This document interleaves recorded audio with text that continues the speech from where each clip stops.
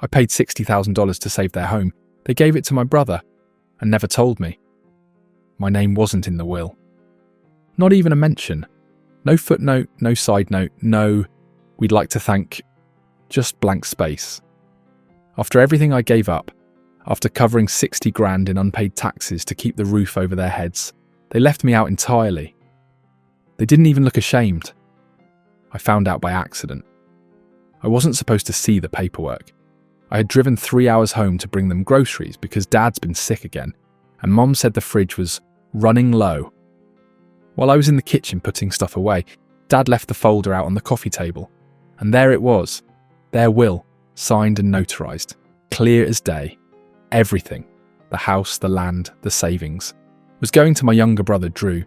I sat down slowly and stared at the pages like they were written in another language. I flipped through twice, thinking maybe I missed a page. Maybe there was a mistake. There wasn't. It was all his. I didn't say anything that night. Not at dinner. Not when Mom joked that Drew was finally getting his act together, now that he was living back home after his third DUI. Not even when Dad asked if I could cover the roof repair next month, just until they got their pension check. I ate my mashed potatoes and nodded like everything was normal, but inside I felt something crack, something permanent. I'm not rich, I'm not the golden son, but I work.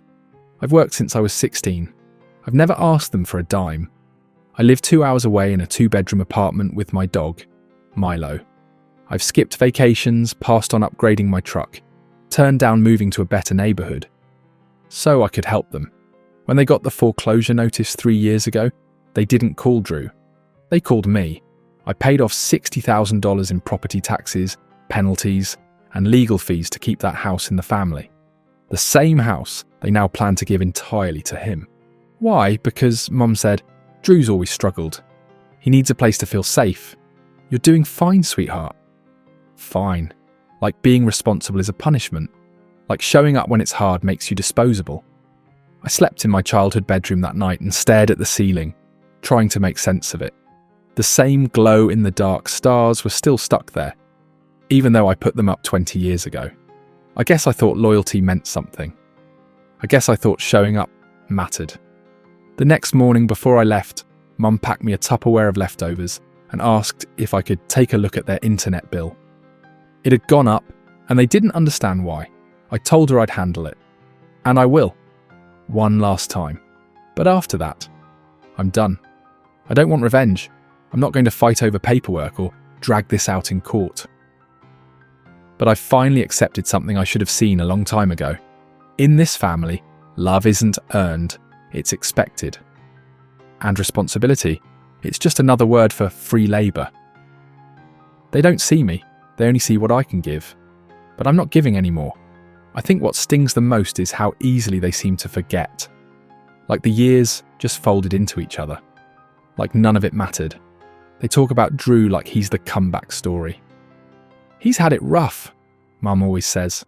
Like that erases every overdraft, every lie, every time he called at 3 a.m. asking for money and swore it was the last time. But they never talk about me, not really, not unless something needs fixing. Back when I was 26, I gave up my first real shot at moving to the West Coast because Dad slipped on ice and broke his hip. I had a job offer in Seattle, a good one, engineering firm, full benefits, company car. But they needed someone to help him recover. I told the recruiter I couldn't relocate. Family comes first, I said. He sounded disappointed. So was I. I spent 4 months living out of my childhood bedroom, driving him to physical therapy twice a week, doing all the grocery runs, picking up his prescriptions. I paused my own life like it was nothing. There was no conversation about it. I just did it. And when he got better, they didn't say thank you. They said, well, that's what sons are for, right? I kept paying Mum's phone bill through her chemo. She never asked. I just knew it would help. When she lost her hair, I shaved my head in solidarity. She cried and said I was her rock. That was the only time I remember her calling me that. But after she went into remission, things went back to normal. She baked Drew a cake when he finally showed up for Christmas after being missing for 2 years. I didn't even get a card. When their AC unit broke down in the middle of a July heatwave, I emptied out 1/3 of my savings to cover it. I'd been planning to take a trip that summer, just me in the mountains, a week off grid. I cancelled it and told myself there'll be other summers. There weren't, because something always came up. Property taxes overdue, car transmission failed, mould in the basement, insurance deductible too high. One by one I fixed them all, quietly. No one asked me to, but no one stopped me either, and certainly no one offered to share the load. I remember one night 2 years ago when I drove down after work because Mum said the washer was acting up again. It was almost 10 p.m. when I pulled into the driveway. I'd worked a 9-hour shift, skipped lunch, hadn't even taken off my steel-toe boots. I spent 2 hours in that damn laundry room, replaced the hose, ran a test cycle, drove home past midnight. Next morning, she texted me a thumbs up emoji. That was it. Drew once showed up with a six-pack, and they wrote about it in the family newsletter. When the foreclosure letters started showing up in their mailbox, I was the one who opened them. I was the one who sat with Dad at the kitchen table while he confessed they hadn't been paying taxes for 2 years. "We thought we had more time," he said, eyes down like a schoolboy. Mum just stared out the window, arms crossed, saying nothing. I didn't yell. I didn't shame them. I called the county office the next day. I asked for an exact number, 60,000 give or take. I transferred the funds the following Monday. They didn't ask where the money came from. It came from the down payment I'd saved for a house of my own. I've been looking at listings in Ames. Nothing fancy, just a 2-bedroom fixer-upper near the bike trail. I wanted a dog, maybe a porch swing. I gave that up so they wouldn't lose theirs. They didn't throw a party. Didn't even mention it when the final notice was withdrawn. Just carried on like it had never happened. And now they hand it all to him. Now they hand. The one who disappeared when things got hard. The one who pawned Dad's watch and blamed it on a break-in. The one who only comes around when he's broke or bored or lonely. I used to think maybe they just didn't know how much I gave. That if I told them, really sat them down and spelled it out, they'd understand. But I don't believe that anymore. They knew. They just didn't care. Because I made it too easy. I was dependable, predictable, quiet. And quiet sons don't get remembered. They get used. I didn't realise how far they'd gone until I saw the listing. It popped up in my inbox from a realtor I used to work with. Subject line: new property in your area, recently appraised and move-in ready. Curious, I clicked it. And there it was. My parents' house. The one I saved. The same place I spent half my adult life patching together, brick by brick. Front porch freshly painted, lawn manicured, even the shutters replaced. The ones I offered to fix last fall, and Mum said, don't worry about. It was listed under Drew's name, not the Callahan family, not property of Martin and Diane Callahan. No, just Drew. I blinked at the screen for a long time, half expecting to see the wrong zip code, the wrong street number.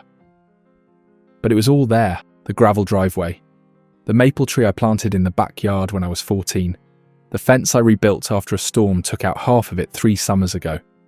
All photographed like it belonged to someone else. I called Mom immediately. She didn't answer. Same with Dad. So I texted Drew. Simple. Director. Are you selling the house? He replied with a thumbs up emoji and the words, yup, already got an offer. Got tired of living in that old dump anyway. Old dump. He didn't even live there for more than a year.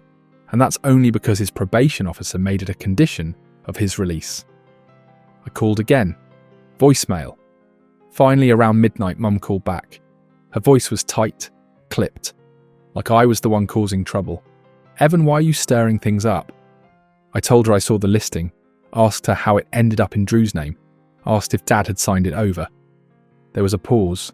Not long, just long enough to know she'd rehearsed the answer. Your father and I thought it was best. Drew's been getting his life back together. He needs a clean start. A clean start. On land I paid off. With my future. I asked her why no one said anything. Why no one asked me. Why I had to find out through a promotional email from a third-party realtor. She sighed. You're always so dramatic. We didn't think it'd be a big deal to you. You don't even live here anymore. Right. Because not living there means I didn't invest in it. Didn't hold a flashlight under the crawl space while Dad rewired the fuse box. Didn't scrape together checks to pay off tax liens. Didn't stand in the pouring rain, drenched to my socks, unclogging the gutters when Drew was too hungover to help. "Evan, listen," she added. "Drew is finally trying. We wanted to give him something to hold on to. And you've always landed on your feet." There it was again, that line. "You're fine." Like being functional is a curse. Like having your life in order means you forfeit the right to be included. I told her I couldn't believe it, that I never thought they'd cut me out like this. Her tone sharpened. "Cut you out? Don't be ridiculous. You've always been so sensitive." And then she hung up. No apology, no regret. Just the cold click of someone who's already decided they're right. The next morning, Drew posted a selfie on Facebook, standing in front of the house with a caption, "Fresh start, finally making moves." I stared at that picture until my vision blurred. It wasn't even about the house anymore. It was about how easy it was for them to pretend I was never part of it. No mention of me. No thank you. Not even a shred of acknowledgement that everything he was claiming now was made possible. By me. By the things I gave up. I spent the next few days trying to get my head around it. But no matter how I looked at it, it came down to this. They didn't just forget me. They chose to. And they did it like it was nothing. Like I was nothing. I didn't scream. I didn't send a long email. I didn't demand anything. I just stopped. Stopped answering calls. Stopped checking texts. Stopped pretending that any of this made sense anymore. When you've poured yourself into people who see you as convenient, silence isn't cruelty, it's survival. The day after I saw Drew's Facebook post, I packed up a box of old things I had left at their house. Spare clothes, a few tools, my old high school yearbooks. I didn't ask anyone to ship it. I drove back to grab it myself. I didn't even go inside. I messaged my cousin Kyle, who lives across the street, and asked if he could leave the box on the porch for me. He didn't ask questions. He just said, "Of course," and handed it over when I pulled up. It was the easiest part of the whole damn thing. I didn't cry on the drive home, didn't turn up the radio, didn't call a friend to vent. I just drove, windows down, one hand on the wheel. The air was cold and biting, and it felt honest, like something finally matched what was happening inside me. When I got back to my apartment, I took the spare keys to their house, the ones I kept on my ring just in case, and dropped them into a glass jar in the kitchen. I didn't throw them away. I didn't mail them back. I just didn't want to carry them anymore. Later that week, Mum left a voicemail. "Hey honey, just wondering if you could come by sometime and help look at the water heater. It's acting up again, nothing urgent, just when you have time." That was the moment I realised she hadn't noticed I was gone. Not really. I didn't respond. 3 days later, a text from Dad. "Need a hand moving some stuff out of the shed before the buyers come through. Drew's busy." I didn't answer that either. I wasn't trying to be petty. I just didn't see the point. If I said yes, I'd be back in that same cycle. Showing up, cleaning up, stepping aside. And if I said no, they'd label me bitter, ungrateful, heartless. The ending was already written in their minds. I just finally accepted it. The hardest part wasn't walking away. It was realising they never really expected me to stay. I unsubscribed from the group family calendar, took myself off the group text. I muted their Facebook updates. I didn't block anyone. That felt too loud, too final. What I wanted was to make the noise stop, gently, deliberately, without fanfare. And it did. Weeks passed, no more calls, no new messages, no apologies. I guess I thought maybe someone, Mom, Dad, even Drew, would try to explain. Not to fix it, just to acknowledge it. But silence is easier when you believe you did nothing wrong. And maybe that's what hurt the most. Not the betrayal. Not the erasure. But how quickly they adjusted to life without me. I went back to work, kept my head down. My coworkers didn't ask about anything. I didn't offer. I showed up early, stayed late, buried myself in tasks that didn't require emotional bandwidth. Numbers, blueprints, problems with solutions. Unlike family. On a Saturday morning, I finally opened that box from the porch. Everything smelled faintly of cedar and dust. My senior yearbook had a note from my dad on the inside cover. "Proud of you. Always. Love, Dad." That version of him is gone. Or maybe he never existed in the way I thought. I folded the sweatshirt I used to wear when I mowed their lawn.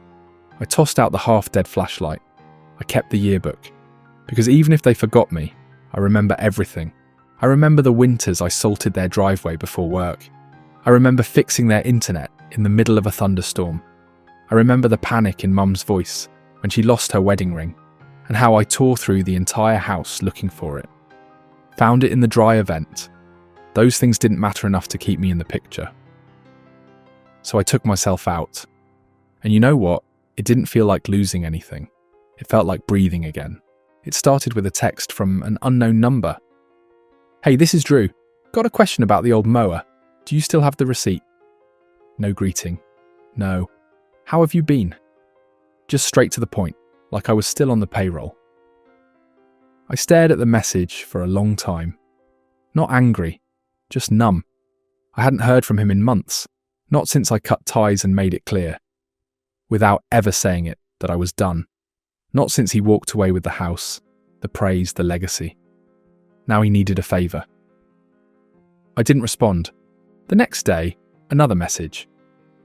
"Also, the HVAC's acting weird. Think you could swing by and take a look. You were always better at that stuff." I laughed. Out loud. The kind of laugh that has no humour left in it. Better at that stuff. Right. Better at fixing, solving, carrying the weight. I didn't reply, so he called. It rang once, twice. I let it go to voicemail.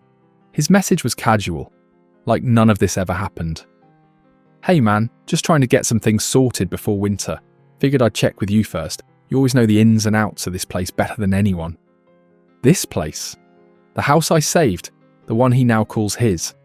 Like I was just the guy who did the maintenance. A week passed, then Mum called. "That one?" I answered. "Hi Evan," she said, too cheerful. "How's everything?" I said nothing for a beat. Then, "Fine." She went on like we were catching up after a vacation. "Your brother said he tried reaching out, said you were ignoring him." "I am," I said. There was a pause. "Well, he just needs a bit of help getting settled. There are still a few things around the house he doesn't understand. You know it like the back of your hand. Would mean a lot to us if you could just give him a hand. Nothing major." I nearly asked her if she remembered what they did, but I already knew the answer. They didn't forget, they just didn't care. "Evan," she continued like she was scolding a stubborn child, "you've always been so reliable. I just don't understand why you're being so distant." Distant. That was the word she chose. Not hurt, not betrayed, not written out. No, I was distant, inconvenient, unavailable. "I've been busy," I said flatly. "Doing what?" she asked, the irritation slipping through. "Living my life," I said, for once. She hung up shortly after, the tension thick as tar. 2 days later, I got an email from Dad. A scanned copy of a service invoice plumbing issue in the basement.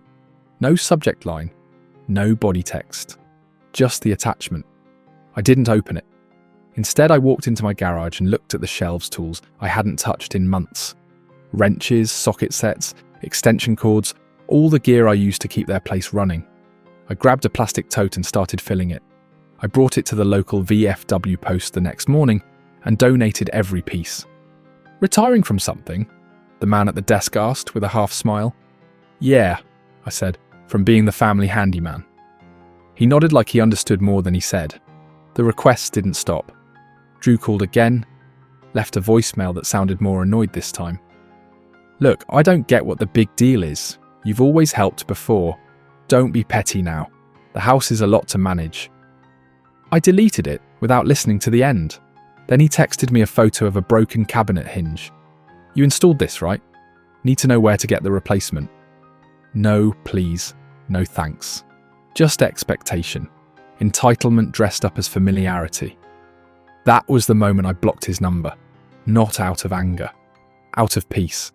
Real peace isn't loud. It doesn't slam doors. It just walks away. I didn't owe them my presence. Not anymore. They had shown me what I was worth to them when they wrote my name out of their future. And now they wanted to call it a misunderstanding. Now they wanted to act like I was being unreasonable. Number. You don't get to erase someone and then asked them to hold the flashlight. I said nothing for weeks, not out of pettiness, not even out of pride. I was just tired of justifying my absence when my presence had never really meant anything, tired of explaining myself to people who rewrote the past so they wouldn't have to face it. But when Aunt Marla called me out of nowhere, I knew something was brewing. She started soft. "Evan, honey, I heard from your mum. She's worried. Says you've cut everyone off, and no one knows why." I almost laughed. "They didn't tell you?" I asked. There was silence on the line. "They said you were going through something, that you'd been distant, that you're not acting like yourself." I let that sit for a second. Then I opened my laptop, clicked into a folder I'd quietly labelled Receipts, and started typing. It wasn't a manifesto, not a bitter letter. Just clarity. One email. To Aunt Marla. CC'd to the rest of the extended family. Cousins, aunts, a few second uncles who probably ignore it. Subject line. Since you asked. I kept it simple. No insults, no sarcasm, just facts. That I paid $60,472.19 in property taxes and legal fees to save the house from foreclosure. Proof attached. That I repaired every major system in the house over the last decade, from the furnace to the roof to the plumbing, without ever being reimbursed. Photos and receipts attached. That I was excluded from the will, while the entire estate, including the house, was transferred to my younger brother Drew. Screenshots from the signed deed and final will attached. That since the transfer, I'd received 5 requests for help with the property I no longer owned, and 0 acknowledgements of the contributions I'd made to it. I ended it like this. This isn't a cry for attention. It's an answer to the question you were told to ask. I'm not angry. I'm done. They made their choice. Now I'm making mine. I hit send. Then I closed my laptop, grabbed my jacket, and went out for a walk. The fall air was sharp. Leaves were beginning to turn. For the first time in months, my chest felt light. It took less than 30 minutes. My phone buzzed and buzzed again. Missed calls, new texts, emails flooding in. I ignored them all. Later that night, I opened one message. Just one, from my cousin Nate. It said, "Didn't know. Now I do. I'm sorry, man." That was enough. A few days passed. Then I got the Facebook message from Mum. Just a paragraph. No greeting, no apology, no ownership. "I can't believe you'd humiliate us like that, after everything we did for you." I didn't respond. What was left to say? You can only twist reality so far before it snaps back. She wanted control of the narrative, but she gave that up when she let someone else hold the pen. The silence that followed wasn't empty. It was peaceful. No more explaining. No more wondering if I was overreacting. No more guilt. I spoke once. Calmly, clearly. Now it echoed. Not because I screamed, but because they were so used to my silence, they never expected me to speak. Last Friday I drove past the house. Not on purpose. I took a different route out of town, and there it was, sitting at the corner of Maple and 2nd, just like always. The siding was painted a darker colour now, and the new storm door had a crooked hinge. Drew's truck was parked on the lawn, half on the grass, half on the walkway. It didn't look like home anymore. It looked like a place I used to know. I pulled over for a moment, not to stare or reminisce, but to see if I felt anything. I didn't. No ache, no anger. Just a dull calmness, like realising you forgot something years ago, but it never really mattered. I thought about rolling down the window, maybe taking a picture, but I didn't need proof of where I came from. I already carry it every day, in how I listen, how I love, how I leave now without apologising. I've learned that letting go isn't a one-time act. It's a slow unfolding. Some days it feels like a clean break. Other days it stings like you're pulling pieces of yourself out of someone else's memory. But it gets quieter. These days, I drink my coffee on the porch, with my dog curled at my feet. I fix things around my own place, not because someone expects it, but because it feels good to care for something that gives back. There's a maple tree in the front yard, still young. I planted it last spring. No one asked me to. No one will inherit it. That's why it matters. I don't tell people what happened with my family unless they ask. And even then, I keep it simple. Things changed. Because they did. Because I did. Last month, I got an invite to a baby shower. Drew's fiancé. I didn't even know he was engaged. The envelope had my name spelled wrong. The RSVP card didn't include a +1. I didn't respond. I didn't throw it away either. I just slid it into a drawer with a few other remnants. Letters, snapshots, a handmade birthday card from Mum dated 7 years ago. It's not a shrine. It's a reminder that I was there, that I gave what I could. That when it came time to draw the line, I finally picked up the pen. Sometimes I think about what I would say if they reached out again. If Dad called and said he missed me. If Mum asked why I disappeared. If Drew showed up for once without needing something. But they haven't. And the silence says more than any speech ever could. I don't need them to admit they were wrong. I don't need to hear that I was the one who held everything together. I already know. That's the thing about walking away. You lose the noise but gain the truth. And the truth is, I don't need to win. I don't need to be chosen. I don't even need closure. I just need peace. And that's what I have now. It came slowly, like a sunrise you don't notice, until your room is full of light. I'm not bitter. I'm just done. I sat on the porch this morning with a cup of black coffee, watching the steam curl into the air, like something finally letting go. There was a time when I believed that if I just kept showing up, kept doing the right thing, they'd see me. They'd appreciate me. They'd make room for me at the table, not just when things were hard, but when it mattered. But the truth is, when people get used to you carrying everything without complaint, they stop calling it kindness. They start calling it your job. I didn't walk away because I was angry. I walked away because I finally understood that being the responsible one, the dependable one, the strong one, doesn't guarantee you a seat in anyone's future. It just makes you easier to overlook. And if someone were to ask me, Evan, do you regret not helping them with the last repair? Do you feel bad for not going to Drew's baby shower? Number C. What I regret is all the time I spent believing that love meant being needed, even when it left me empty.